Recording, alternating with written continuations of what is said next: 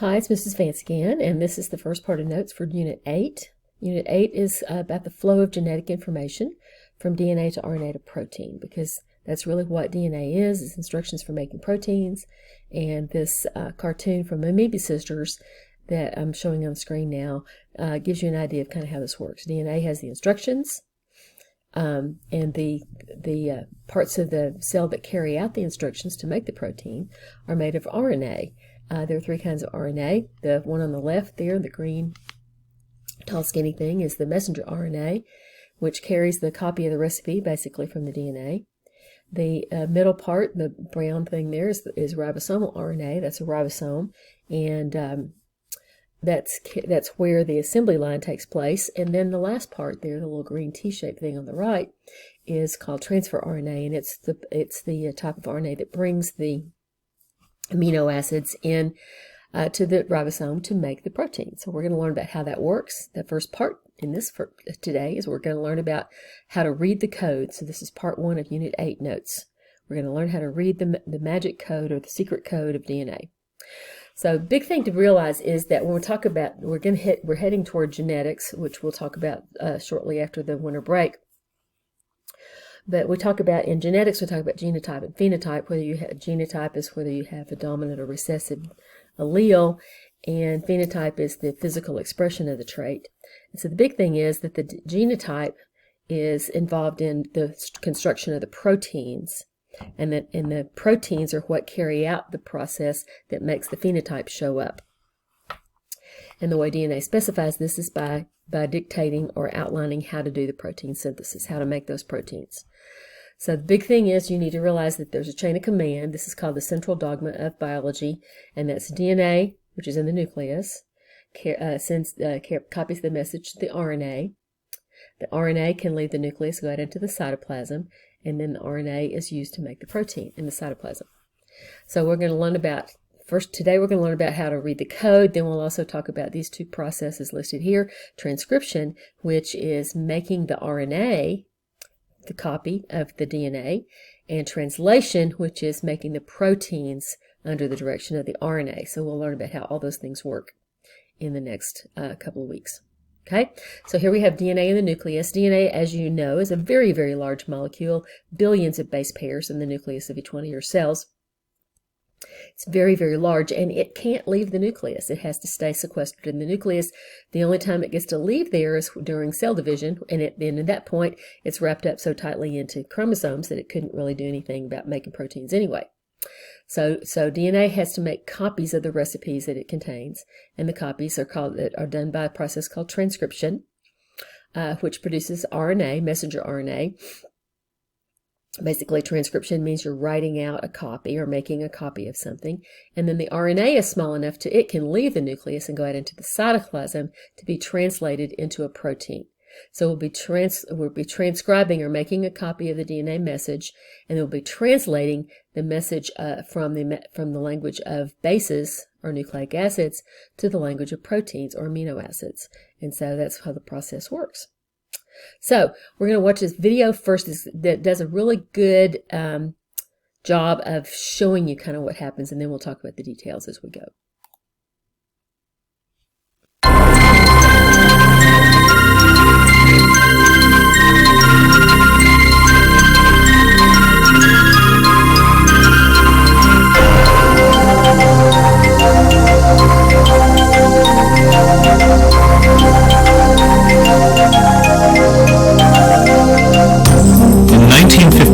Francis Crick first proposed that chemicals called bases along the spine of the DNA molecule function as alphabetic characters in a written language or digital characters in a machine code. This animation shows how this digital information directs protein synthesis. First, a large protein complex separates the tightly wound strands of the DNA to prepare it to be copied. During this process of transcription, a protein complex called a polymerase produces a single-stranded copy of the original instructions. Here we see this copy, a messenger RNA molecule, being constructed inside the polymerase as individual bases are positioned and added to the growing strand. Now we see the polymerase in action from the outside as it spits out the messenger RNA transcript.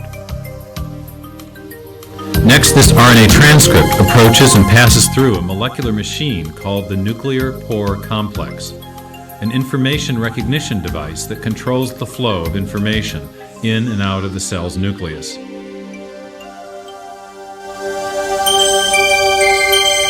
Now we see the genetic assembly instructions on the messenger RNA approaching and arriving at a two-part chemical factory called a ribosome, the site of protein synthesis. As the messenger RNA transcript passes through the ribosome, the process of translation begins. During translation, a mechanical assembly line builds a specifically sequenced chain of amino acids in accord with the instructions on the transcript. These amino acids are transported from other parts of the cell by molecules called transfer RNAs, which link specific sequences of bases to corresponding amino acids. The sequential arrangement of the amino acids determines the type of protein constructed. When the construction of the chain is complete, it is transported to a barrel-shaped machine that helps fold it into the precise shape required to perform its function.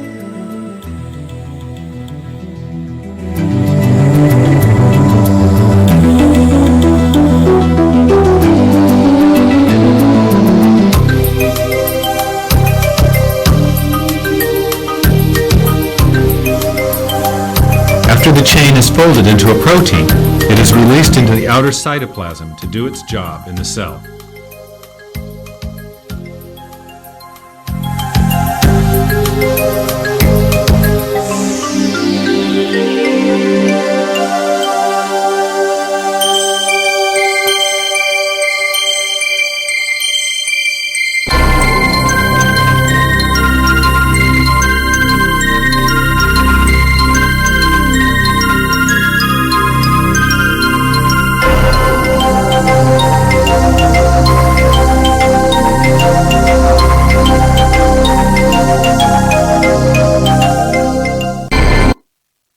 So the information in the genes is written in groups of those bases called codons. Okay, a codon is going to be a group of those letters A, C, T, and G that basically dictates the order the amino acids will be put together. Okay, and so we're going to have to convert the nucleotide sequence to an amino acid sequence, and so we have to do that by making a copy of the sequence in the DNA, and we're basically going to rewrite the DNA into RNA, but we're going to use complementary base pairs to do that. The triplet code is what we use to decode or figure out what the DNA is dictating to be done. Okay, basically they're a group of non-overlapping 3-base words called codons.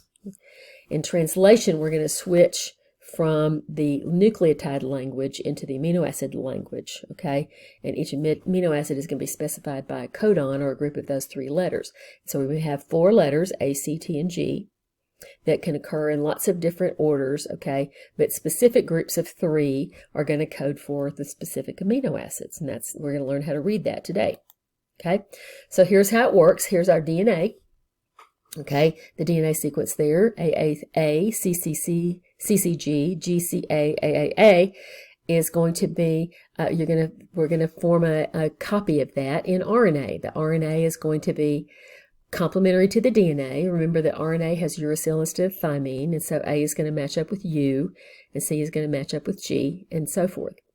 So we're going to make a complementary copy, that's transcription, and then that transcript, the messenger RNA, can leave the nucleus and go out and attach to a ribosome and code for proteins.